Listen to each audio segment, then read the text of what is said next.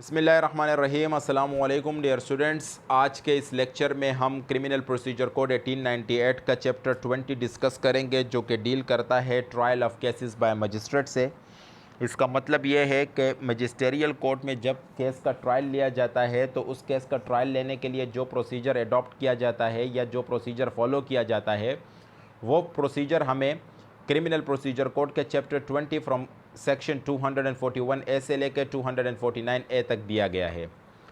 Dear students, topic पे आने से पहले मैं आप लोगों को थोड़ा सा रिवाइज़ करूं कि मैंने अपने प्रीवियस लेक्चर में भी ये बात कही थी कि जब कभी जुर्म होता है तो कानून को हरकत में लाने के लिए हमारे पास दो प्रोसीजर दिए गए हैं। एक प्रोसीजर है एफआईआर का और दूसरा प्रोसीजर है कंप्लेंट का।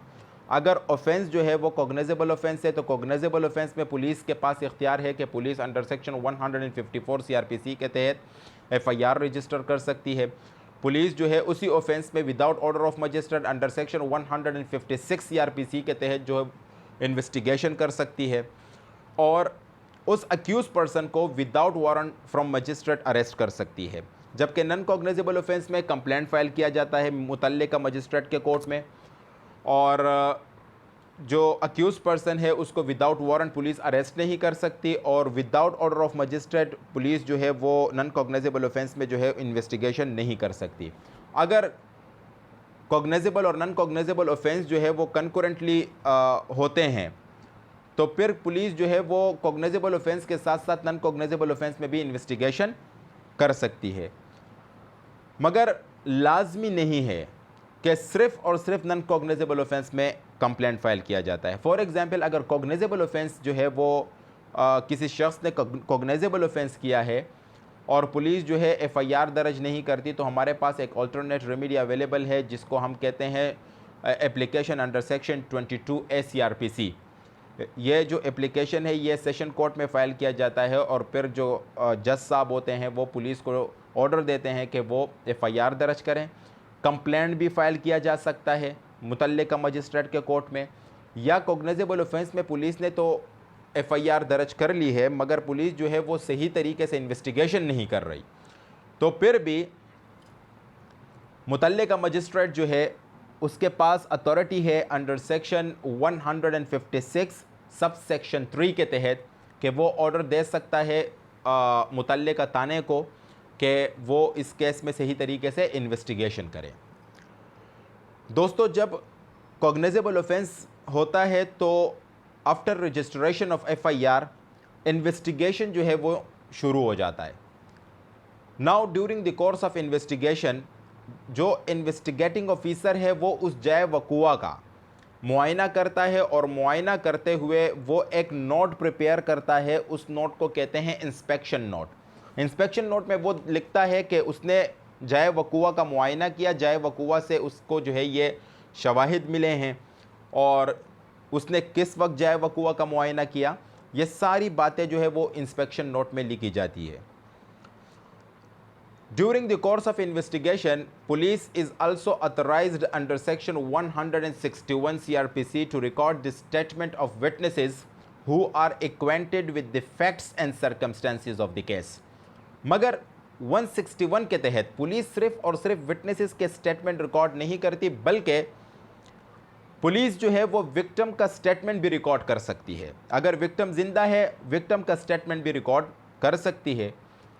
और during the course of investigation अगर अक्यूज पर्सन को पकड़ा गया और वो कन्फेस करता है कि हाँ ये जुर्म जो है मैंने किया है, तो पुलिस जो है वो सेम सेक्शन के तहत 161 के तहत उस अक्यूज पर्सन का कन्फेशनल स्टेटमेंट भी रिकॉर्ड कर सकती है, मगर that confessional statement has no evidentiary value in the eye of law.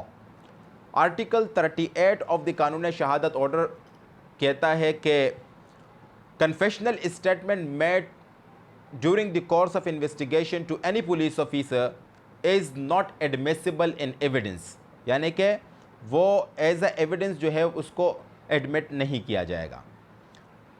ये जो बातें थी ये करने का मकसद ये था कि आप लोगों को थोड़ा सा प्रीवियस लेक्चर जो है वो रिवाइज हो जाए ताकि आज का जो लेक्चर है वो आप लोगों को बासानी समझ में आ जाए। अब हम जो आज का हमारा लेक्चर है वो डिस्कस करेंगे। सबसे पहले मैं बेयर एक्ट की रीडिंग करूंगा। बेयर एक्ट की रीडिंग के बाद फिर मैं आप लोगों को समझाऊंगा कि ये जो बेयर एक्ट है, जो सेक्शन है, जो प्रोविज़न है, ये क्या कहता है और इसकी इंटरप्रिटेशन क्या है। तो जब भी आप लोग कानून को पढ़ते हैं तो कानून को थोड़ा सा अगर आप लोग गौर से पढ़ेंगे, क्योंकि कानून जो है वो सारा अल्फाजों का गेम होता है। अल्फाज आपको समझ में आ गए तो इसका मतलब ये है कि आप लोगों को कानून जो है वो समझ में आ गया है। तो सबसे पहले हम बेयर एक्ट की रीडिंग करेंगे, उसके बाद फिर मैं आप लोगों को एग्जाम्पल के साथ समझाऊंगा। इंशाल्लाह ये लेक्चर देखने के बाद आप लोगों की अगर कोई ऐसी कोई आप लोगों के माइंड में कोई ऐसा क्वेश्चन है मैजिस्ट्रियल ट्रायल के हवाले से तो वो क्लियर हो जाएगा। Section 241A, supply of statements and documents to the accused. यह सेक्शन कहता है कि sub section 1, in all cases instituted upon police report, यानी कि वो तमाम के तमाम केसेस जो कि कोर्ट में इंस्टीट्यूट हुए हों थ्रू चालान, पुलिस रिपोर्ट और चालान एक ही है, ठीक है, एक्सेप्ट दोज ट्राइड समरीली और पनिशेबल विथ फाइन और इम्प्रिजनमेंट नॉट एक्सीडिंग 6 मंथ। इसी सेक्शन में हमको 3 एक्सेप्शंस दिए गए हैं। वो ऑफेंस जिसका समरी ट्रायल होना है, वो ऑफेंस जिसमें सिर्फ और सिर्फ फाइन इंपोज किया जाता है, या वो ऑफेंस जिसमें इम्प्रिजनमेंट जो है वो 6 महीने से ज़्यादा नहीं है। Copies of statements of all witnesses recorded under section 161 and 164 and of the inspection note recorded by an investigating officer on his first visit to the place of occurrence shall be supplied free of cost to the accused not less than 7 days before the commencement of the trial। देखें, तमाम cases में मां सिवाय उन cases में जिसका summary trial होना है, या वो ऑफेंस जिसमें सिर्फ और सिर्फ फाइन इंपोज किया जाता है, या वो ऑफेंस जिसमें इम्प्रिजनमेंट जो है वो 6 महीने से ज़्यादा नहीं है। बाकी इनके अलावा बाकी तमाम ऑफेंसेस में अक्यूज पर्सन को फ्री ऑफ कॉस्ट ट्रायल शुरू होने से 7 दिन पहले जो स्टेटमेंट पुलिस ने ड्यूरिंग इन्वेस्टिगेशन रिकॉर्ड किए थे अंडर सेक्शन 161, उसके बाद मजिस्ट्रेट ने जो स्टेटमेंट रिकॉर्ड किए हैं विटनेसेस के अंडर सेक्शन 164 और इंस्पेक्शन नोट अक्यूज को दे दिया जाएगा।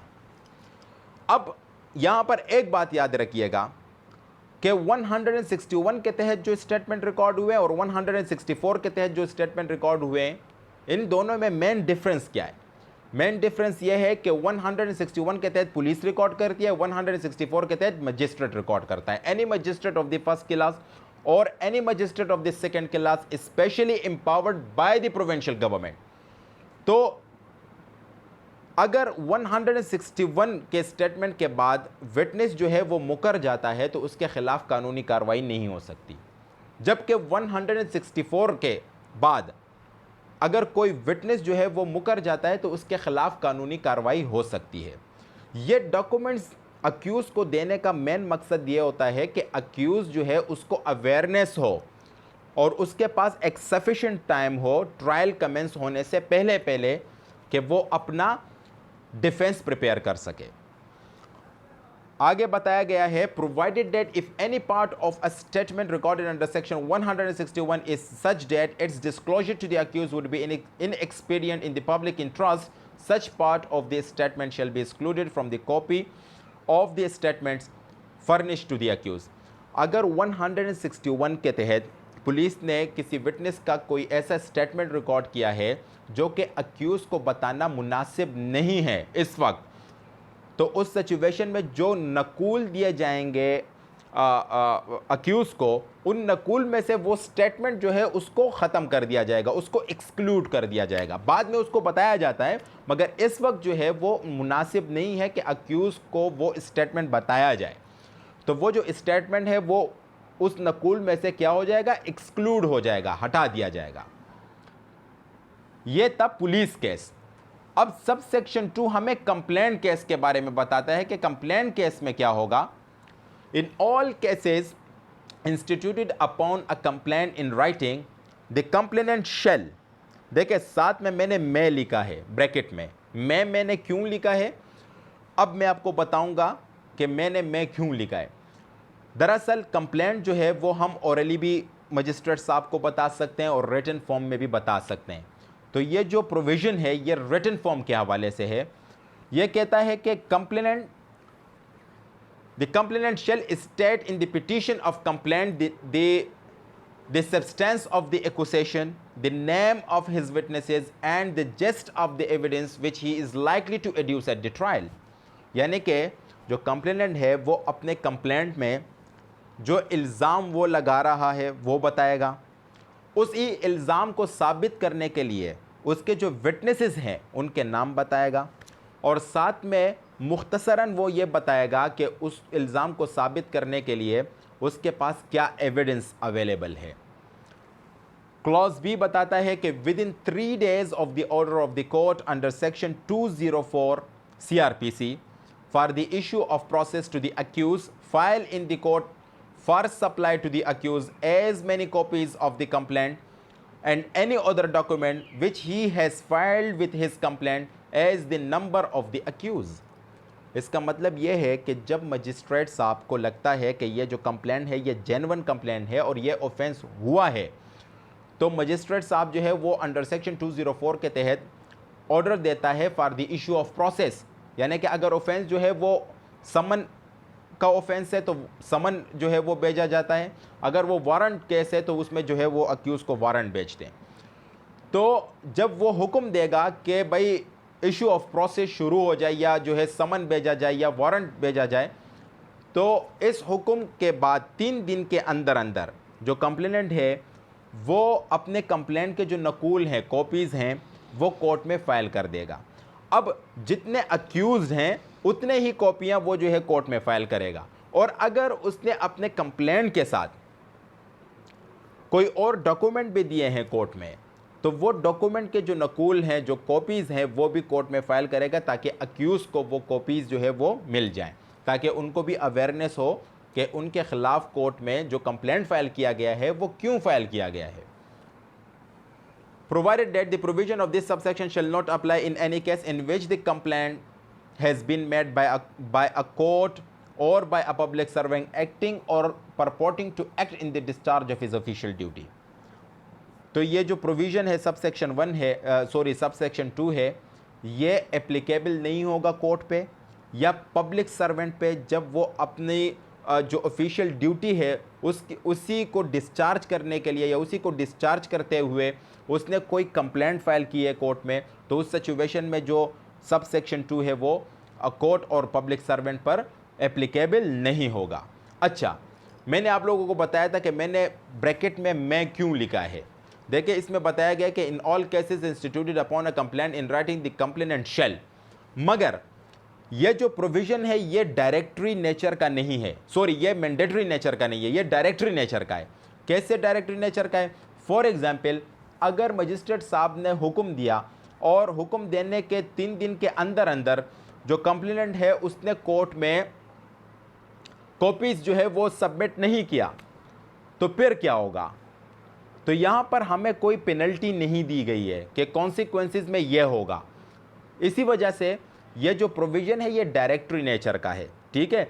अगर यहाँ पर हमें कोई कॉन्सिक्वेंस मिलता कि अगर विद इन 3 days के अंदर अंदर कंप्लेनेंट जो है उसने कोर्ट में जो है नकूल जमा नहीं करवाए ताकि अक्यूज़ को दिए जाएं, तो कंप्लेंट जो है वो डिसमिस हो जाएगा।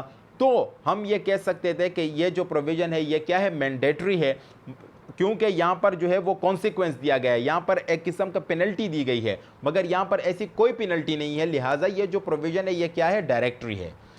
फॉर एग्जांपल, अगर कंप्लेंट में जो कंप्लेनेंट है उसने अपने विटनेसेस के नाम नहीं दिए, तो फिर क्या होगा? तो उसको टाइम दिया जाएगा कि वो अपने विटनेसेस के नाम जो है वो कोर्ट में सबमिट करवाएं। लिहाजा इस वजह से ये जो प्रोविज़न है ये एक डायरेक्टरी नेचर का है। अब एक जजमेंट है 241 के हवाले से, accused were convicted on the basis of recording their plea of guilty before copies of document and statements of witnesses were supplied to them. Plea of guilty can only be recorded after the supply of document as prescribed under section 241 ACRPC. Conviction and sentence was set aside and case was remanded for retrial. इसका मतलब ये है कि जो हमारे पास जो नकूल हैं statements के अंडर सेक्शन 161 और 164 के तहत जो रिकॉर्ड किए गए हैं और जो दीगर और डॉक्यूमेंट्स है वो अक्यूज़ को देना लाजमी है। इस केस में ये हुआ था कि डायरेक्ट चार्ज फ्रेम हुआ, चार्ज फ्रेम करने के बाद जो है अक्यूज़ से पूछा गया क्या तुमने ये जुर्म किया है, उसने कहा मैंने ये जुर्म किया है, मगर अक्यूज़ को जो है statements of witnesses under section 161 और 164 और इंस्पेक्शन नोट और दीगर डॉक्यूमेंट्स जो है वो अक्यूज़ को नहीं दिए गए थे, उसके नकूल नहीं दिए गए थे।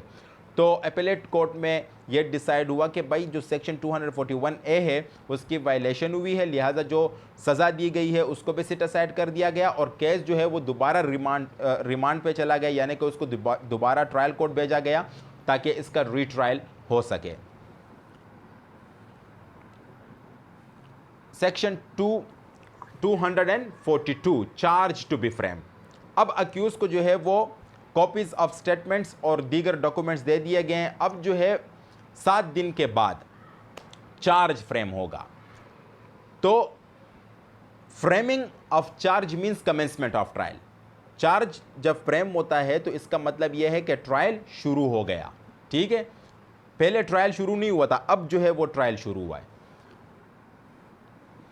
When the accused appears or is brought before the magistrate, यह कहता है कि जब अक्यूज जो है वो कोर्ट में आ जाए या उसको कोर्ट में लाया जाए, यानी कि वो कस्टडी में है, उसको कोर्ट में प्रोड्यूस किया गया जेल अथॉरिटी की तरफ से। और when the accused appears, it means कि वो accused for example complaint case था और उसको समन भेजा गया, तो समन के रिस्पॉन्स में वो अक्यूज जो है खुद ही कोर्ट में हाजिर हुआ।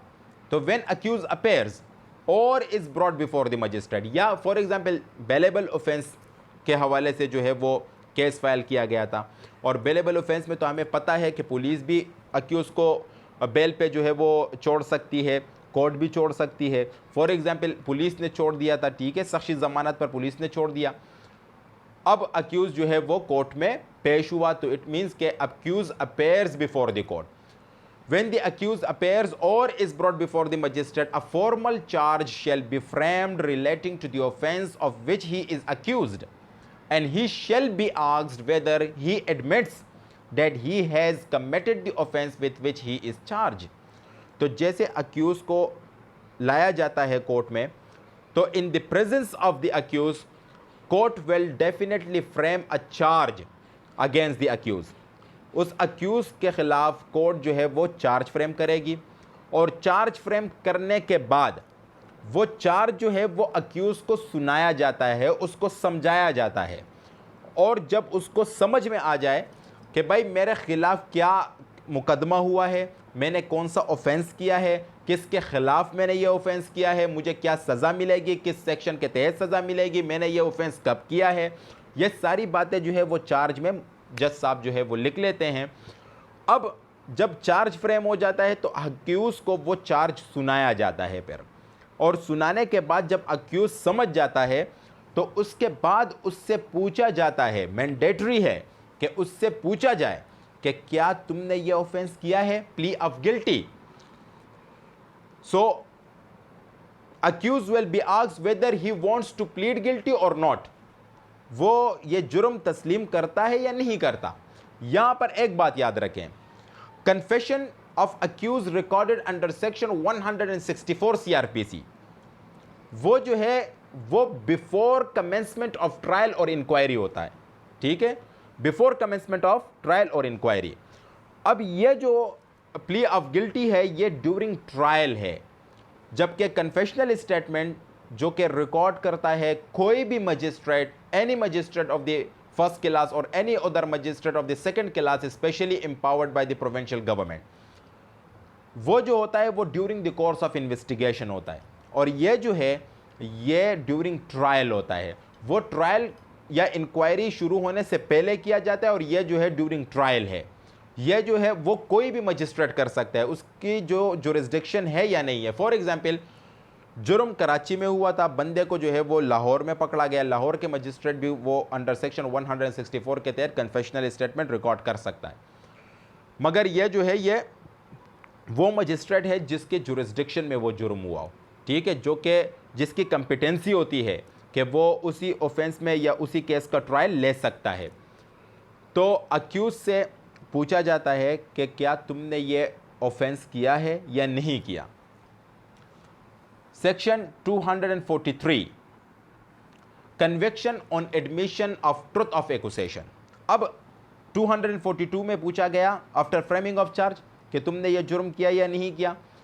अब फॉर एग्जांपल अक्यूज कहता है कि हाँ ये जुर्म मैंने किया है, तो उससे फिर डील करता है हमारा section 243 CrPC. If the accused admits that he has committed the offence with which he is charge. कौन सा ऑफेंस? वो ऑफेंस जिस ऑफेंस के लिए चार्ज फ्रेम किया गया है, ठीक है, कोई और ऑफेंस नहीं, जिस ऑफेंस के लिए चार्ज फ्रेम किया गया है, जो चार्ज उसे सुनाया गया है। If the accused admits that he has committed the offense with which he is charged, his admission shall be recorded as nearly as possible in the words used by him.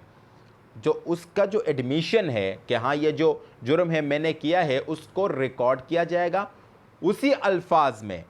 कोशिश magistrate साहब यही करेगा कि उसी अल्फाज में उसका जो एडमिशन है उसको रिकॉर्ड किया जाए जिस अल्फाज में वो बोल रहा है, ताकि पता चले कि अक्यूज जो है वो एडमिशन मतलब ताकि पता चले कि अक्यूज का जो एडमिशन है उससे उसका मतलब क्या है। And if he shows no sufficient cause why he should not be convicted, the magistrate may convict him accordingly.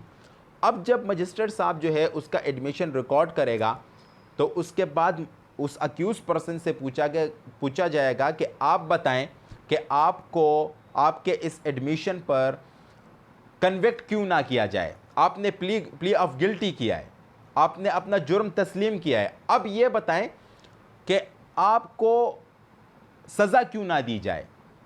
इसका मतलब यह है कि भाई इनवॉलेंट्री एडमिशन को जो है उसको एवॉइड किया जाए।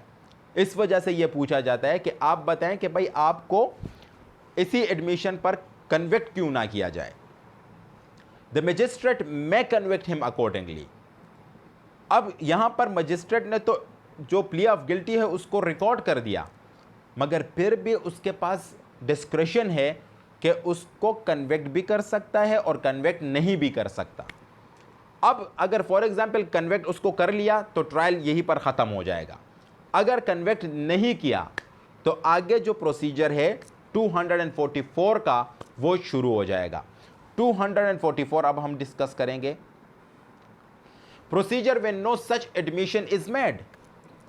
अच्छा, अगर उसने जो है एडमिट नहीं किया कि मैंने ये जुर्म किया है, तो फिर आगे का प्रोसीजर क्या होगा वो हमें 244 बताता है कि sub section 1, if the magistrate does not convict the accused under the preceding section और if the accuse does not make such admission. Accuse ने एडमिट किया था, मजिस्ट्रेट ने उसको कन्विक्ट नहीं किया, डिस्क्रिशनरी पावर है उसके पास, और या अक्यूज ने जो है वो उसने एडमिट ही नहीं किया कि मैंने ये जुर्म किया है। The magistrate shall proceed to hear the complainant if any. तो मजिस्ट्रेट सबसे पहले कंप्लेनेंट को सुनेगा, अगर कोई कंप्लेनेंट मौजूद है तो कंप्लेनेंट को सुनेगा। इफ एनी बाद में मैं आपको बताता हूं कि ये इफ एनी का मतलब क्या है। And make all such evidence and take all such evidence as may be produced in support of the prosecution। और वो तमाम एविडेंस जो है उसको क्या करेगा, कंसिडर करेगा उसको। फॉर यहाँ पर हमारे पास जो है कानून शहादत ऑर्डर का सेक्शन 132 और सेक्शन 133 जो है वो फॉलो किया जाता है। एग्जामिनेशन इन चीफ होता है सबसे पहले कंप्लेनेंट का, विटनेसेस का। उसके बाद अगर एडवर्स पार्टी जो है अक्यूज़ जो है वो चाहता है कि वो उसको क्रॉस एग्जामिन करे, या अक्यूज़ का काउंसिल जो है वो चाहता है उसको क्रॉस एग्जामिन करे, तो फिर क्रॉस एग्जामिनेशन होता है। और अक्सर और बेशतर जो है री एग्जामिनेशन की भी अक्सर और बेशतर ज़रूरत पड़ जाती है। तो यहाँ पर हमारे पास सेक्शन 100 आर्टिकल 132 ऑफ द कानून शहादत ऑर्डर 1984 को फॉलो किया जाता है। तो यहाँ पर प्रोसिक्यूशन का जितने भी एविडेंस है उन सब को रिकॉर्ड किया जाएगा। उसके बाद and also to hear the accused, यहाँ पर अक्यूज जो है वो खुद भी एज अ विटनेस आ सकता है अंडर सेक्शन 340 सब सेक्शन 2 सीआरपीसी के तहत। 340 सब सेक्शन 2 सीआरपीसी के तहत वो जो है वो खुद भी एज अ विटनेस आ सकता है, अपने डिफेंस में कुछ कह सकता है कोर्ट में, उसको भी क्रॉस एग्जामिन किया जाता है प्रोसिक्यूशन की तरफ से। तो यहाँ पर अक्यूज के जो स्टेटमेंट है अंडर सेक्शन 342 के तहत जो स्टेटमेंट रिकॉर्ड की जाती है वो स्टेटमेंट भी अक्यूज की रिकॉर्ड होगी। उसके बाद अगर अक्यूज जो है अपने डिफेंस में कोई एविडेंस देना चाहता है तो उस एविडेंस को रिकॉर्ड किया जाता है, या अक्यूज अपने फेवर में कोई विटनेस लाना चाहता है तो उस विटनेस को उन विटनेसेस का चीफ होगा, उसके बाद जो है उनको क्रॉस किया जाता है, और अगर ज़रूरत पड़ती है तो री एग्जामिनेशन भी हो सकती है।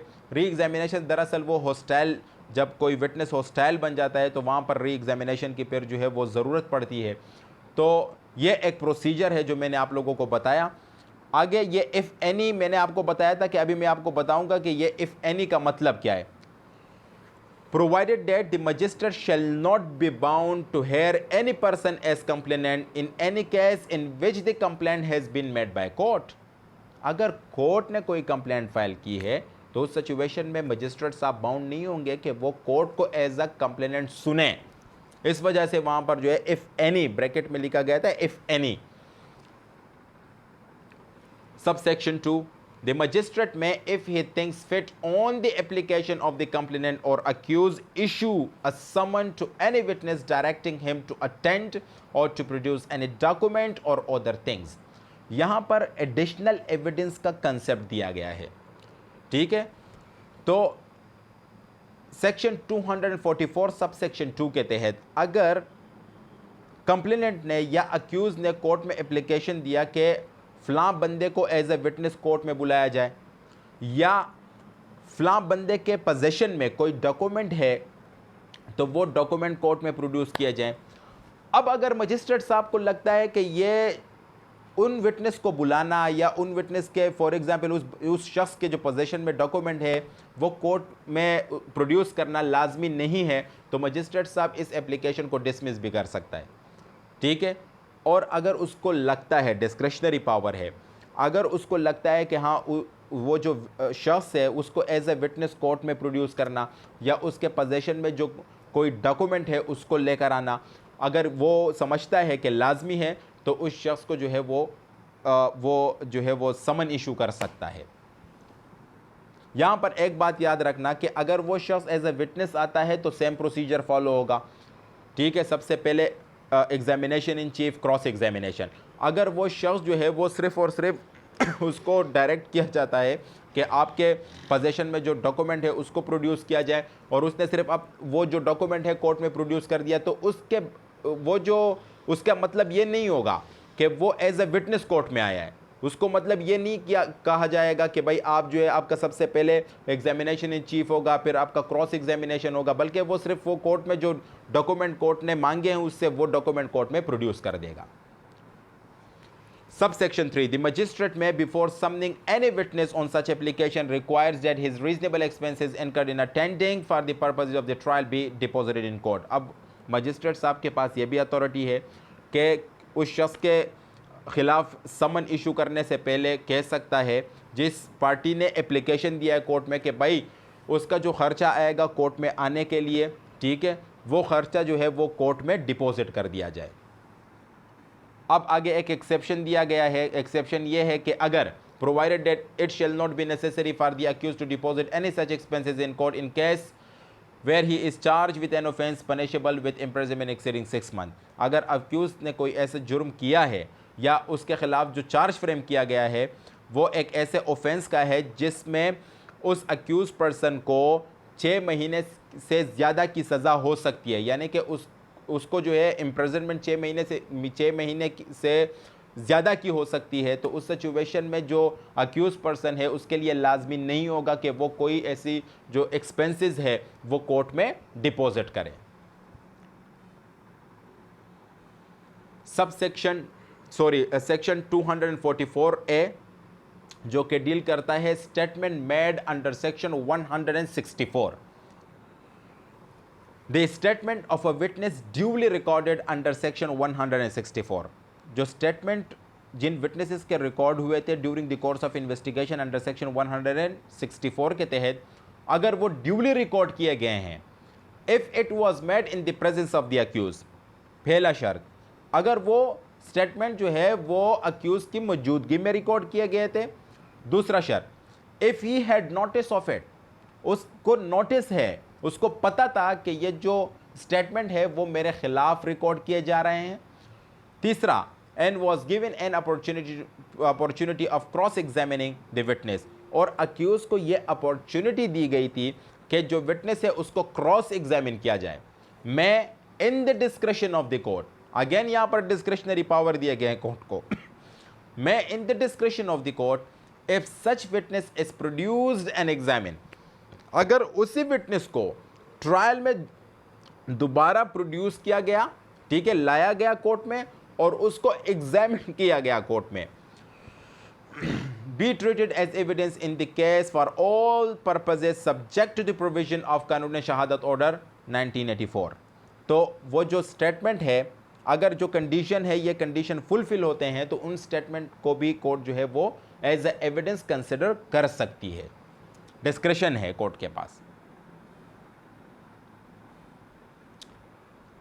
245, अब ये सारा प्रोसीजर हुआ तो डेफिनेटली कोर्ट के पास जो है वो एविडेंस सामने आया कि आया ये जुर्म जो है इस अक्यूज पर्सन ने किया है या नहीं किया। उसके बाद क्या होगा, या तो एक्विट करेगी कोर्ट या उस शख्स को कन्विक्ट करेगी। तो सेक्शन 245, यहां पर एक बात याद रखना, सेक्शन 243 के तहत जब अक्यूज पर्सन अपनी गलती का एतराफ़ करता है, प्ली ऑफ गिल्टी करता है, तो वहां पर सिर्फ कन्विक्शन है। 243 conviction on the basis of truth of accusation. यहां पर सेक्शन 245 में एक्विटल और कन्विक्शन है। सब section 1 acquittal, if the magistrate upon taking evidence referred to in section 244 and such further evidence if any as he may of his own motion, additional evidence की बात हो रही है, अगर वो मजिस्ट्रेट साहब खुद चाहता है कि भाई ये जो एविडेंस है ये कोर्ट में प्रोड्यूस किया जाए, ठीक है, तो उसके पास अथॉरिटी है of his own motion cause to be produced, and if he thinks fit examining the accused finds the accused not guilty, he shall record an order of acquittal। तमाम सबूतों को मद्देनज़र रखते हुए जब मजिस्ट्रेट साहब ने देखा कि जो अक्यूज़ है वो क्या है, गिल्टी नहीं है, वो इनोसेंट है, तो वो क्या करेगा, वो ऑर्डर ऑफ एक्विटल यानी कि उसको बरी कर देगा। सब सेक्शन 2 सेंटेंसेस, अब यहाँ पर मजिस्ट्रेट साहब को लगा कि हाँ ये जुर्म जो है इस अक्यूज पर्सन ने किया है, तो फिर क्या होगा, सेक्शन 245 सब सेक्शन 2 के तहत वो उसको कन्विक्ट कर देगा। Where the magistrate does not proceed in accordance with the provision of section 349। Section 349 means कि अगर सेकेंड क्लास मजिस्ट्रेट और थर्ड क्लास मजिस्ट्रेट ने जब केस की हेयरिंग की, ट्रायल लिया केस का, और एविडेंस से ये पता चला कि ये जो अक्यूज पर्सन है इसी ने जुर्म किया है और इसको जो है वो सज़ा मिलनी चाहिए जो वो मजिस्ट्रेट जो है, जो वो जिस मजिस्ट्रेट जो कि वो ट्रायल ले रहा है उस केस का, वो कंपेटेंट नहीं है कि वो इस अक्यूज पर्सन को वो सज़ा दे, तो फिर क्या होता है, सेकंड क्लास और थर्ड क्लास मजिस्ट्रेट वो जो है वो केस को ट्रांसफ़र कर देते हैं फर्स्ट क्लास मजिस्ट्रेट। अब फर्स्ट क्लास मजिस्ट्रेट जो है वो दोबारा भी एविडेंस रिकॉर्ड कर सकता है या उसी एविडेंस के बेसिस पर भी उस शख्स को जो है वो सज़ा देगा अकॉर्डिंग टू द लॉ। अब अगर मजिस्ट्रेट साहब जो है वो according to the provision of section 349 के तहत वो प्रोसीड नहीं करता और उसको पता चला ये जो अक्यूज पर्सन है ये क्या है, ये गिल्टी है, तो passes sentence upon him according to law. तो उसको क्या करेगा, उसको सज़ा देगा अकॉर्डिंग टू द लॉ। जो कानून कहता है उसी के मुताबिक उसको सज़ा दे देगा, यानी कि उसको कन्वेक्ट कर देगा। सेक्शन 349 ये कहता है कि अगर सेकंड क्लास मजिस्ट्रेट और थर्ड क्लास मजिस्ट्रेट किसी केस का ट्रायल ले रहे हैं और ड्यूरिंग एविडेंस पता चला कि ये जो अक्यूज पर्सन है इसी ने ये जुर्म किया है और इसको सज़ा मिलनी चाहिए, मगर सज़ा देने के लिए वो सज़ा मिलनी चाहिए जो सज़ा देने के लिए ये जो सेकंड क्लास मजिस्ट्रेट और थर्ड क्लास मजिस्ट्रेट है ये जो है वो कंपेटेंट नहीं है कि इस अक्यूज पर्सन को ये सज़ा दे सके। तो फिर क्या होता है, वो केस जो है वो अक्यूज पर्सन को और वो जो केस है वो फर्स्ट क्लास मजिस्ट्रेट के कोर्ट में ट्रांसफ़र कर दिया जाता है। फर्स्ट क्लास मजिस्ट्रेट के पास जो है वो डिस्क्रेशन है, वो उसी एविडेंस के तहत भी उस अक्यूज पर्सन को जो है वो सज़ा दे सकता है, और अगर वो चाहता है कि ये जो एविडेंस है वो दोबारा रिकॉर्ड किया जाए तो वो दोबारा भी एविडेंस रिकॉर्ड करने के लिए कह सकता है। Section 245A, procedure in case of previous conviction.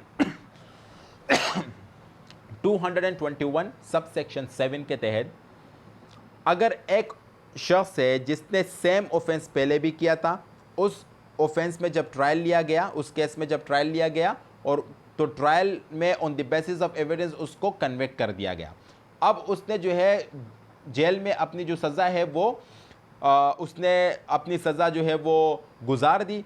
अब वो दोबारा आ गया, ठीक है, और दोबारा उसने वही जुर्म किया या दोबारा उसी जुर्म जो है उस पर सेम एलिगेशंस दोबारा लगे, ठीक है, तो ड्यूरिंग फ्रेमिंग ऑफ चार्ज उसको प्रीवियस कन्विक्शन के बारे में भी बताया गया कि आपने पहले भी ये जुर्म किया था, ठीक है।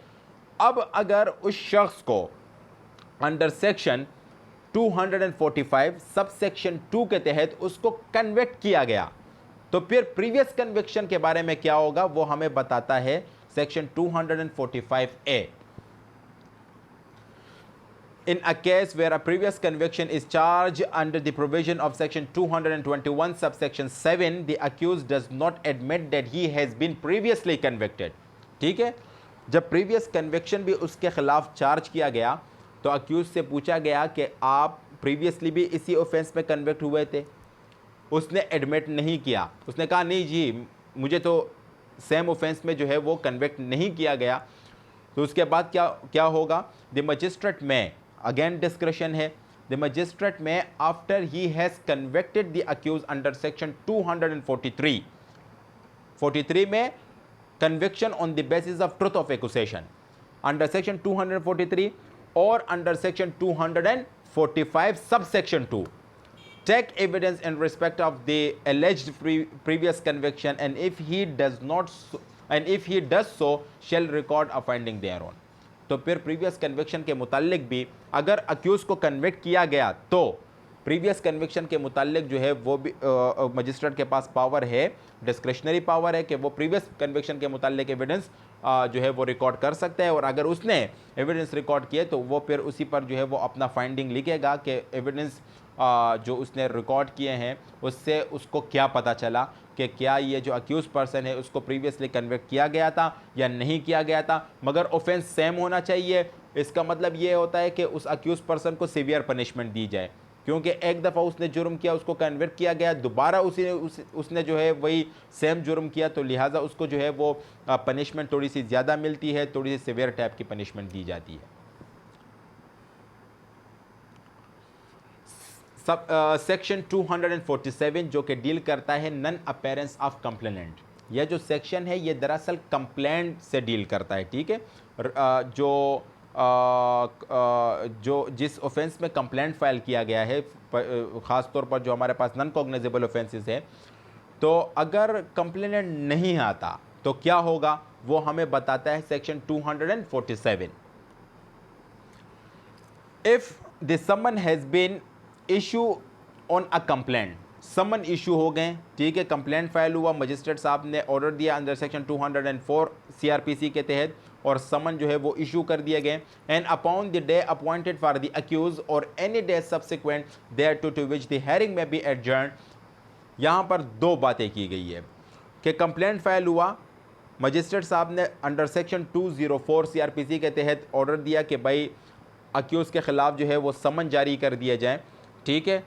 और समन में जो डेट अक्यूज़ को बताई गई थी या उस डेट को कंप्लेनेंट नहीं आया, या ड्यूरिंग ट्रायल जो है केस एडजर्न होते हैं, या अगर केस एडजर्न हुआ और जो एडजर्नमेंट डेट है उसी डेट को कंप्लेनेंट नहीं आता, तो the magistrate shall notwithstanding anything hereinbefore content acquit the accuse. Acquit अगर वो नहीं आता तो मजिस्ट्रेट जो है वो अक्यूज को एक्वेट कर देगा, ठीक है, उसको बरी कर देगा। Unless for some reason he thinks proper to adjourn the hearing of the case to some other day. अगर मजिस्ट्रेट साहब को लगता है कि ये जो केस है ये किसी और डेट को एडजर्न कर दिया जाए, ठीक है, अगर लगता है उसको कि कोई ऐसा रीज़न अवेलेबल है, तो उस सिचुएशन में अक्यूज़ को एक्वेट नहीं किया जाएगा बल्कि एडजर्नमेंट डेट दे दी जाएगी। अगेन यहाँ पर जो है शेल जो है ना, शेल, अगेन यहाँ पर ये मैंडेटरी नहीं है कि अगर कंप्लेनेंट नहीं आता तो अक्यूज़ को एक्वेट कर दिया जाएगा। भाई मजिस्ट्रेट के पास अथॉरिटी है कि वो जो है वो केस को एडजर्न भी कर सकता है, ठीक है। तो इट मीन्स कि ये जो प्रोविज़न है ये मैंडेटरी नहीं है बल्कि क्या है, डायरेक्टरी है। डायरेक्टरी, इसका जो नेचर है वो क्या है, डायरेक्टरी नेचर का है। Provided that where the complainant is a public servant and his personal attendance is not required, the magistrate may dispense with his attendance and proceed with the case। अगर complaint जो है वो किसी public servant ने किया था और उसकी जो अटेंडेंस है या उसकी जो कोर्ट में मौजूदगी है वो ज़रूरी नहीं है, तो मजिस्ट्रेट साहब उसकी गैर मौजूदगी में भी केस को प्रोसीड कर सकता है। Provided further that nothing in this section shall apply where the offense of which the accused is charged is either cognizable or non-compoundable। अगर offense जो है या वो cognizable offense है, ठीक है, या वो नन कंपाउंडेबल ऑफेंस है जिसमें सुलह नहीं हो सकता पार्टीज के दरमियान, तो उस सिचुएशन में अगर कंप्लेनेंट नहीं आता तो अक्यूज को एक्विट नहीं किया जाएगा। ये बात याद रखना, अक्सर एमसीक्यूज में पूछा जाता है कि तमाम केसेस में अक्यूज को एक्विट किया जा सकता है। तो अगर ऑफेंस जो है वो कॉग्नाइजेबल है तब भी अक्यूज को एक्विट नहीं किया जा सकता। अगर ऑफेंस जो है वो नॉन कंपाउंडेबल है तब भी अक्यूज को जो है वो एक्विट नहीं किया जा सकता। विड्रॉवल ऑफ कंप्लेंट, ठीक है, कंप्लेंट को विड्रॉ करना, यह सेक्शन भी कंप्लेंट से डील करता है। इसका जो प्रीवियस सेक्शन है जो सेक्शन 247 है वो भी कंप्लेंट से डील करता है, यह सेक्शन भी आपका कंप्लेंट से डील करता है। If a complainant at any time before a final order is passed in any case under this chapter, final order pass होने से पहले satisfies the magistrate, magistrate को satisfy करता है, अपने reason पेश करता है that there are sufficient grounds for permitting him to withdraw his complaint, the magistrate may permit him, may, magistrate shall नहीं है, may permit him to withdraw the same and shall thereupon acquit the accused। देखें, ये बातें याद रखना है कि एक एक्विटल जो है हमारे पास सेक्शन 245 सब सेक्शन 1 में दिया गया है एक्विट। दूसरा हमारे पास एक्विटल का जो पावर है मजिस्ट्रेट का वो हमारे पास 247 सीआरपीसी के तहत है। तीसरा हमारे पास एक्विटल का पावर है 248 सीआरपीसी। 247 में कंप्लेनेंट नहीं आता, मजिस्ट्रेट के पास पावर एक्विट कर सकता है जब केस कॉग्नाइजेबल और नॉन कंपाउंडेबल ना हो। दूसरी बात, अगर विड्रॉ करना चाहता है कंप्लेनेंट तब भी मजिस्ट्रेट जो है उसके पास अथॉरिटी है कि वो कंप्लेनेंट को परमिट कर देगा कि वो अपना कंप्लेंट जो है वो विड्रॉ कर दे, और जैसे ही वो विड्रॉ कर देगा तो वो अक्यूज को एक्विट कर देगा, बरी कर देगा। 249 power to stop proceeding when no complainant, ये एफआईआर केस में, ठीक है, जहां पर पुलिस रिपोर्ट चालान सबमिट किया जाता है, ये उस केस की बात हो रही है। जब कोई कंप्लेनेंट नहीं होता तो क्या प्रोसीजर होगा? In any case instituted otherwise than upon complaint, complaint के अलावा the magistrate of the first class may for reasons to be recorded by him stop the proceeding at any stage, किसी भी stage पे proceeding को रोक सकता है, क्योंकि कंप्लेनेंट नहीं आ रहा, कंप्लेनेंट नहीं है। At any stage without pronouncing any judgement either of acquittal or conviction. भाई ना ही अक्यूज को एक्विट करेगा, ना ही अक्यूज को कन्विक्ट करेगा। And may thereupon release the accused, और अक्यूज को क्या करेगा, उसको रिलीज कर देगा। अब एक्विट जो है वो बरी, मतलब उसको मुकम्मल तौर पर एक्विट कर दिया जाता है, बरी कर दिया जाता है। उसके खिलाफ दोबारा सेम ऑफेंस के लिए उसको जो है दोबारा ट्राई नहीं किया जाएगा, यानी कि सेम ऑफेंस में उसका दोबारा ट्रायल नहीं लिया जाएगा। जबकि रिलीज जो है ये टेम्परेरी बेसिस के लिए, कंप्लेनेंट आया, अक्यूज को बुला दिया जाएगा कि आप आएँ, ठीक है। अक्सर और बेशतर हमारे पास एविडेंस कम होते हैं, तो जहां पर मजिस्ट्रेट साहब अंडर सेक्शन 163 के तहत अक्यूज को डिस्चार्ज कर देता है, चाहे वो केस मजिस्ट्रियल केस हो, कोर्ट ऑफ सेशन का केस हो या स्पेशल कोर्ट का केस हो, तीनों सरकमस्टेंसेस में अगर एविडेंस मजिस्ट्रेट साहब को लगे कि भाई इस शख्स के खिलाफ जो है वो एविडेंस नहीं है, तो उस शख्स को जो है मजिस्ट्रेट अंडर सेक्शन 63 CRPC के तहत उसको डिस्चार्ज कर सकता है। डिस्चार्ज करने का मतलब ये नहीं होता कि उसको एक्विट कर दिया गया। जब एविडेंस उसके खिलाफ आएंगे तो उसको दोबारा बुलाया जाएगा कि आप दोबारा आएँ, या अगर वो केस जो है वो सेशन कोर्ट का है, सेशन कोर्ट में उसने केस को ट्रांसफ़र किया, सेशन कोर्ट को लगा कि नहीं ये एविडेंस काफ़ी है, उसको जो है ट्रायल लेने के लिए ये एविडेंस जो है वो काफ़ी है, तो वहाँ पर जो है उस अक्यूज पर्सन को दोबारा बुलाया जा सकता है। जबकि एक्विटल में सेम ऑफेंस के लिए उसको दोबारा ट्राई नहीं किया जाता। तो यहाँ पर 249 में पुलिस केस में अगर कंप्लेनेंट नहीं है, ठीक है, तो मजिस्ट्रेट जो है वो रीज़न रिकॉर्ड करने के बाद अक्यूज को रिलीज़ कर सकता है कि आप जाएं। जब कंप्लेनेंट आएगा आपको बुलाया जाएगा। यहाँ पर जो है वो अक्यूज से बॉन्ड एग्जीक्यूट करवाया जाता है विद और विदाउट श्योरिटी। आप बॉन्ड एग्जीक्यूट करें श्योरिटी के साथ या बगैर श्योरिटी।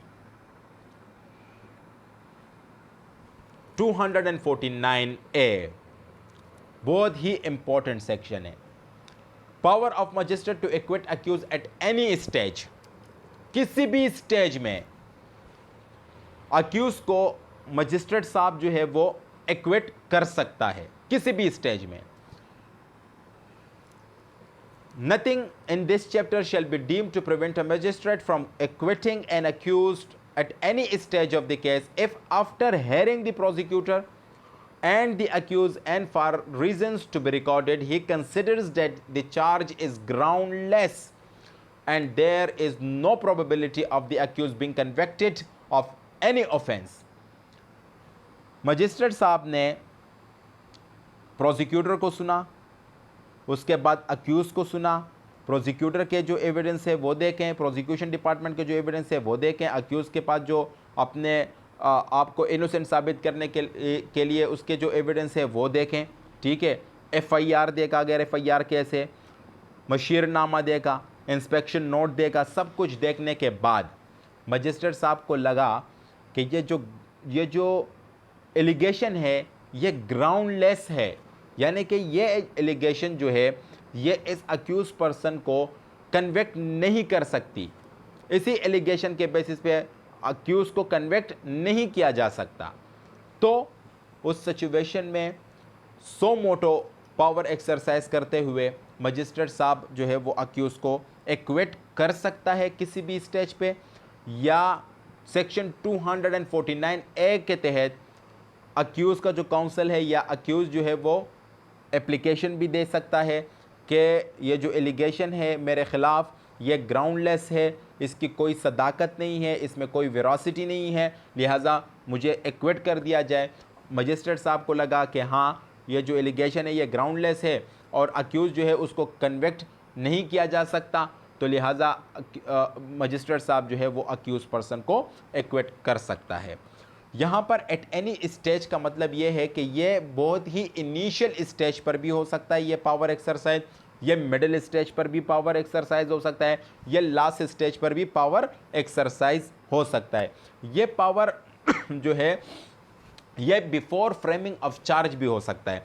चार्ज अभी तक फ्रेम नहीं हुआ, बिफोर फ्रेमिंग ऑफ चार्ज जो है अक्यूज़ के फेवर में एक एप्लीकेशन आया अंडर सेक्शन 249A का, अक्यूज़ ने कहा कि भाई ये जो एलिगेशन है ये मेरे खिलाफ कोई एविडेंस नहीं है और ये जो एलिगेशन है ग्राउंडलेस है, लिहाजा मुझे क्या कर दिया जाए, बाइज्जत तरीके से बरी कर दिया जाए। तो मजिस्ट्रेट साहब ने जब केस को देखा, फॉर एग्जांपल एफआईआर को एग्जामिन किया, विटनेसेस को एग्जामिन किया, उसके बाद जो है लाजमी नहीं है कि प्रोसिक्यूशन के तमाम विटनेसेस को एग्जामिन कर दिया जाए, मगर जहां पर लगा कि हाँ ये जो एलिगेशन है ये ग्राउंडलेस है, अभी चार्ज फ्रेम नहीं हुआ, तो चार्ज फ्रेम करने से पहले भी अक्यूज़ को एक्विट किया जा सकता है, चार्ज फ्रेम करने के बाद भी किया जा सकता है, एविडेंस रिकॉर्ड करने से पहले भी किया जा सकता है और एविडेंस रिकॉर्ड करने के बाद भी किया जा सकता है, किसी भी स्टेज पे किया जा सकता है अक्यूज़ को। तो ये है सेक्शन 249 के जो पावर है ये डील करता है एक्विटल से। अब याद रखना कि सेक्शन 243 वो सिर्फ कन्विक्शन है, सेक्शन 245 सब सेक्शन 1 एक्विटल है, सेक्शन 245 सब सेक्शन 2 कन्विक्शन है, सेक्शन 247 46 जो है वो ओमिट कर दिया गया है बाय लॉ रिफॉर्म्स ऑर्डिनेंस 1972 में। यहाँ पर जो है section 247 non appearance of complainant, complainant नहीं आता कंप्लेंट के केस में, वहाँ पर क्या है एक्विटल है। Withdrawal of complaint section 248 complainant जो है वो मजिस्ट्रेट को सेटिस्फाई कर दे, वो अपना कंप्लेंट विड्रॉ कर दे, मजिस्ट्रेट अक्यूज को एक्विट कर देगा, एक्विटल है। सेक्शन 249 वो डील करता है एफआईआर केस यानी कि पुलिस केस। अब पुलिस केस में कंप्लेनेंट नहीं है तो एक्विटल नहीं होगा, क्या होगा, उसको रिलीज कर दिया जाएगा, ठीक है। एक्विट नहीं किया जाएगा, उसको रिलीज कर दिया जाएगा, जब कंप्लेनेंट आएगा एविडेंस आएंगे आपको दोबारा बुलाया जाएगा। सेक्शन 249A किसी भी स्टेज पर अक्यूज को एक्विट किया जा सकता है, प्रोसिक्यूशन को सुना जाए, अक्यूज को सुना जाए, पता चले चार्ज जो है ग्राउंडलेस है, एक्विट हो जाएगा। सेक्शन 250 अब अक्यूज को एक्विट किया गया, मजिस्ट्रेट साहब को लगा कि भाई इस अक्यूज के खिलाफ जो एलिगेशन थे वो गलत थे, फॉल्स, फ्रिवोलस और वेक्सेशियस थे, उसको तंग किया गया, उसके खिलाफ जो है वो गलत इल्ज़ाम लगाए गए, तो फिर क्या प्रोसीजर होगा, उस अक्यूज को भी तो कंपनसेशन देना है ना, उसका इतना टाइम ज़ाया हुआ। तो फिर सेक्शन 250 हमें कुछ प्रोसीजर बताता है, अब हम वो पढ़ते हैं। Sub section 1 if in any case instituted upon complaint, complaint case में, or upon information given to a police officer or to a magistrate, यानी कि पुलिस केस, कंप्लेंट केस या मजिस्ट्रेट को किसी ने कोई कंप्लेंट दिया था, कोई इन्फॉर्मेशन दिया कि फ़लाँ शख्स जो है वो ये जुर्म में मुलव्विस है या ये फ़लाँ शख्स जो है ये जुर्म करता है, क्योंकि मजिस्ट्रेट जो है वो तो अंडर सेक्शन 190 CRPC के तहत कॉग्निजेंस ले सकता है, पुलिस केस पर चालान पर कॉग्निजेंस ले सकता है, कंप्लेंट पे कॉग्निजेंस ले सकता है। कोई शख्स जो है मजिस्ट्रेट साहब को बताए कि वो फ़लाँ शख्स जो है वो किसी जुर्म में मुलव्विस है, उस पर भी कॉग्निजेंस ले सकता है। मजिस्ट्रेट खुद भी नोटिस ले सकते हैं, अगर फॉर एग्जांपल मजिस्ट्रेट किसी रास्ते से गुजर रहा है, उसने देखा कि यार ये यहाँ पर जो है वो जुर्म हो रहा है, तो मजिस्ट्रेट खुद भी कॉग्निजेंस ले सकता है, या उसको शक होता है कि यहाँ पर जुर्म हो रहा है तो उस पर भी वो कॉग्निजेंस ले सकता है।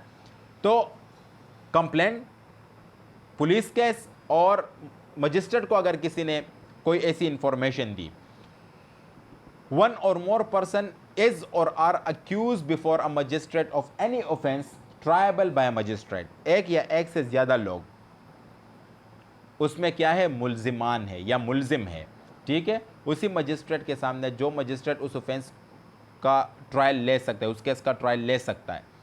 And the magistrate by whom the case is heard acquits all or any of the accused and is of the opinion that the accusation against them or any of them was false or either frivolous or vexatious। अब एक से ज़्यादा accused थे, सबको बरी कर दिया या उनमें से कुछ को बरी किया, और मजिस्ट्रेट साहब को लगा कि उसके ख़िलाफ़ जो इल्ज़ामात लगाए गए या उसके ख़िलाफ़ जो इल्ज़ाम लगाया गया वो क्या था, गलत था। द मजिस्ट्रेट में डिस्क्रिशन है मजिस्ट्रेट के पास, by his order of acquittal if the person upon whom complaint और information the accusation was made is present. अब वो शख्स जिसने इल्ज़ाम लगाया था वो कोर्ट में मौजूद है, call upon him forthwith to show cause why he should not pay compensation to such accuse or to each or any of such accused when there are more than one. अब magistrate साहब उस शख्स को कहेगा कि भाई आप बताओ, आपने जो इल्ज़ाम लगाया था, उस इल्ज़ाम में जो चार्ज फ्रेम किया गया था उसमें जो है ये जो अक्यूज़ हैं ये बरी हो गए, इसको एक्विट कर दिया गया। आप बताएं कि आप इनको कंपनसेशन क्यों ना दें, आपका जो इल्ज़ाम था वो गलत था। तो उस अगर वो कंप्लेनेंट या इन्फॉर्मेंट कोर्ट में मौजूद है तो डायरेक्ट उससे कहेगा कि आप बताएं कि आप इनको कंपनसेशन क्यों ना दें, ठीक है, आप कोई ऐसा रीज़न बता दें। अच्छा, or any of such accused and there are when there are more than one, or if such person is not present, direct the issue of summons to appear and show cause as aforesaid। अगर वो शख्स court में मौजूद नहीं है तो उसके खिलाफ समन इशू होंगे और उसको कहा जाएगा कि भाई कोर्ट में अपेयर हो जाएं और आप ये उसका जो रीज़न है वो अपना रीज़न पेश करे कोर्ट में कि वो इन अक्यूज़ पर्सन को या उन अक्यूज़ पर्सन में से किसी एक को या तमाम अक्यूज़ पर्सन जो है उन तमाम लोगों को कंपनसेशन क्यों ना दें, ठीक है, वो कोई ऐसा कॉज शो करे कोर्ट में। Subsection 2, the magistrate shall record and consider any cause which such complainant or informant may show। अगर उस informant ने या उस complainant ने कोई कॉज जो है वो कोर्ट में बताया, कोई रीज़न बताया, तो मजिस्ट्रेट उस रीज़न को रिकॉर्ड करेगा। And if he satisfied that the accusation was false and either frivolous or vexatious, may for reasons to be recorded direct that compensation to such amount not exceeding 25,000 rupees, or if the magistrate is a magistrate of the third class, not exceeding 2,500 rupees as he may determine, be paid by such complainant or informant to the accused or to each or any of them। अगर magistrate साहब ने जब reason record किया उसको लगा कि यार ये जो रीज़न है ये सफिशेंट नहीं है, तो उस सिचुएशन में मजिस्ट्रेट जो है, अगर फर्स्ट क्लास मजिस्ट्रेट और सेकंड क्लास मजिस्ट्रेट, उनको कह सकता है कि भाई आप जो है इस अक्यूज़ पर्सन को 25,000 रुपीज़ जो है, मतलब मैक्सिमम 25,000 रुपीज़ इसको कंपनसेशन दें। और अगर थर्ड क्लास मजिस्ट्रेट है तो वो कह सकता है कि भाई आप 2,500 रुपीज़ तक कंपनसेशन दें इस अक्यूज़ पर्सन को, क्योंकि इसका वक्त ज़ाया हुआ, इसको आपने माशरे में बदनाम किया। अब ये कंपनसेशन देने का मतलब ये नहीं है कि वो जो अक्यूज़ है जिसको केस में बरी कर दिया गया, जिसको एक्विट कर दिया गया, वो उस शख्स, उस कंप्लेनेंट या उस इन्फॉर्मेंट के खिलाफ कोई क्रिमिनल और सिविल कार्रवाई नहीं कर सकता, कर सकता है, वो आगे बताया गया है।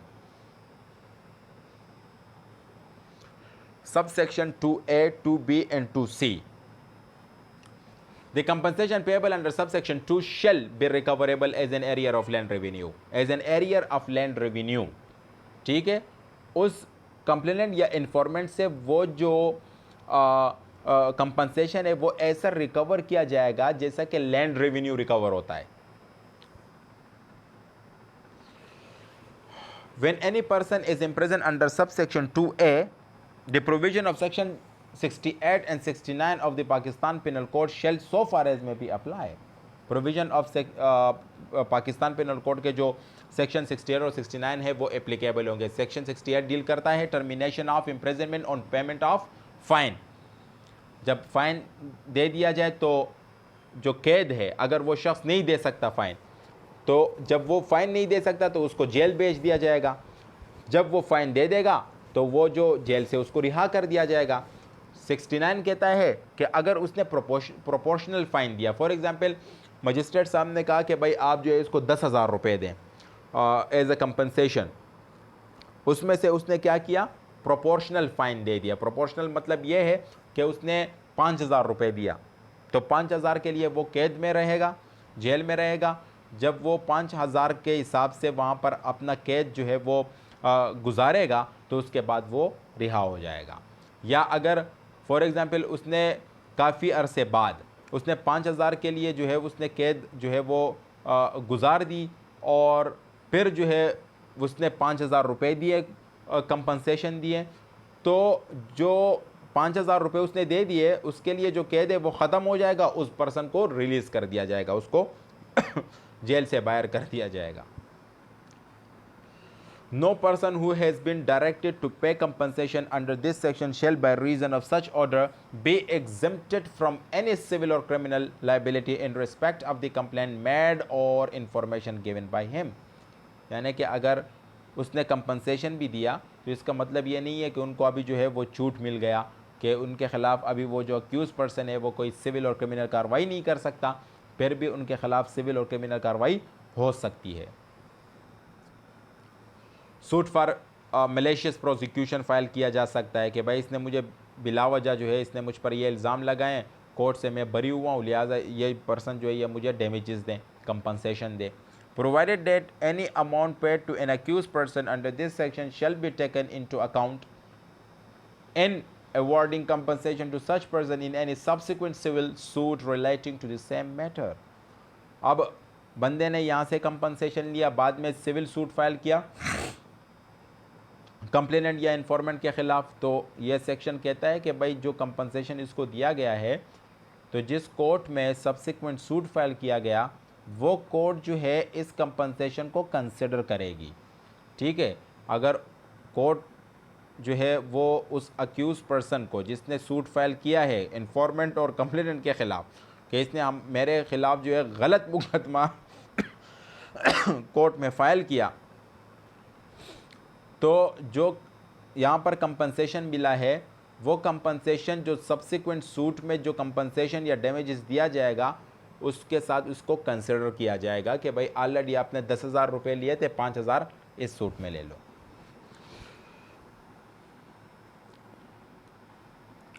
Subsection 3 and 4. If a complainant or informant who has been directed under subsection 2 by a magistrate of the second or third class to pay compensation or has been so ordered by any other magistrate, it means first class magistrate, to pay compensation exceeding 50 rupees may appeal from the order insofar as the order relates to the payment of the compensation, as if such complainant or informant had been convicted on a trial by such magistrate। अगर जो compensation है वो 50 रुपये से ज़्यादा है तो उस ऑर्डर के ख़िलाफ़ अपील किया जा सकता है। ऐसा ही अपील होगा जैसे कि उस कंप्लेनेंट या अक्यूज़ को उस ट्रायल में कन्विक्ट किया गया हो।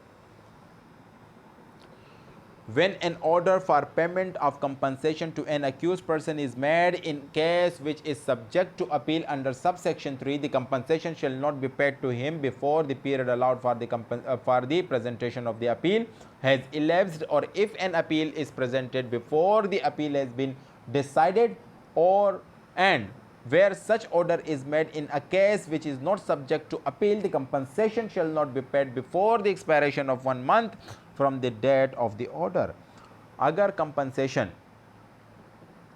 जो है वो ऐसा कंपनसेशन है जो कि 50 रुपये से बढ़कर है और जिसके ख़िलाफ़ अपील किया जा सकता है, अपील के लिए जो टाइम दिया गया है उस टाइम को ख़त्म होने से पहले पहले वो कंपनसेशन जो है अक्यूज़ को नहीं दिया जाएगा, या अगर कोई जो है वो ऐसा कंपनसेशन है 50 रुपये से कम है जिस पर जो है वो अपील नहीं हो सकता, तो 1 महीने का जो टाइम है उससे पहले जो है वो अक्यूज़ को नहीं दिया जा सकता। ठीक है, यानी कि अगर अपील का टाइम दिया गया है, जब तक अपील का टाइम ख़त्म नहीं होता, ठीक है, तो अक्यूज़ पर्सन को कंपनसेशन देना लाजमी नहीं है। अगर अपील फ़ाइल कर दिया गया, अभी तक अपील डिसाइड नहीं हुआ है, तो अक्यूज़ पर्सन को पैसे नहीं दिए जाएंगे, कंपनसेशन नहीं दिया जाएगा। अगर ऑर्डर ऐसा ऑर्डर है जो कि अपीलेबल नहीं है, तो फिर भी जो कंप्लेनेंट है उसके पास 1 महीने का टाइम है कि 1 महीने का टाइम में वो उस कंपनसेशन को जो है वो अरेंज करे, उन पैसों को जो है वो अरेंज करे, और वो 1 महीने का उसके पास टाइम होता है, 1 महीने के बाद जो है वो अक्यूज़ पर्सन को दे दे। Sub section 250A, special summons in case of petty offences. अब माइनर ऑफेंसेस में स्पेशल समन दिए जाते हैं। Any magistrate of the first class is specially empowered in this behalf by the provincial government, taking cognizance of any offence punishable only with fine. All those offences which are punishable only with fine shall, except for reason to be recorded in writing, issue summons to the accused requiring to either to appear before him on a specified date in person or by an advocate, and if he desires to plead guilty to the charge without appearing before the magistrate, to transmit to the magistrate before the specified date by registered post or through a messenger the said plea in writing and the amount of fine specified in the summons, or if they said or if he desires to appear by an advocate and to plead guilty to the charge, to authorize in writing such advocate to plead guilty to the charge on his behalf and to pay the fine.